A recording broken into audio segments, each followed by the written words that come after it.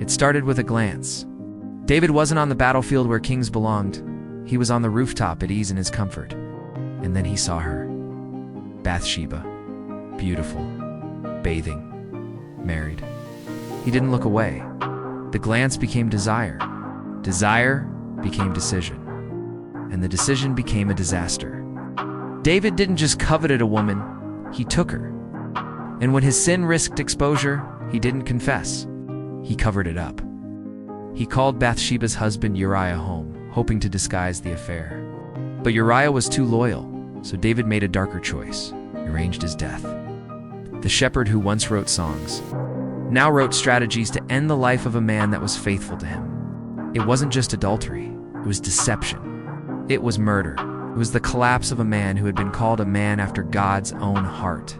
All because he looked and didn't look away. The Bible doesn't hide this moment. It exposes it for our warning. David's story teaches us that what we entertain in silence can destroy us in public. That coveting doesn't just steal from others, it steals our joy, our peace, and our purpose. We live in a time where temptation is everywhere, now on our mobile devices, in conversations, even in our own thoughts. The problem isn't that we're tempted. The problem is when we let that temptation settle, when we feed it, nurture it, and hide it. David's fall didn't begin in the bed. It began on the balcony. What are you looking at that God has warned you about?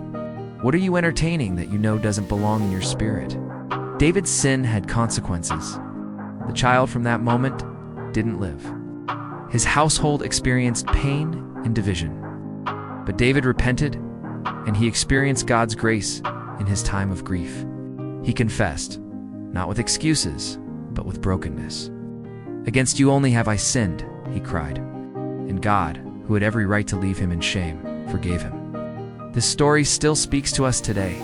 The eyes are often the gateway. What begins as a glance can guide the heart toward danger.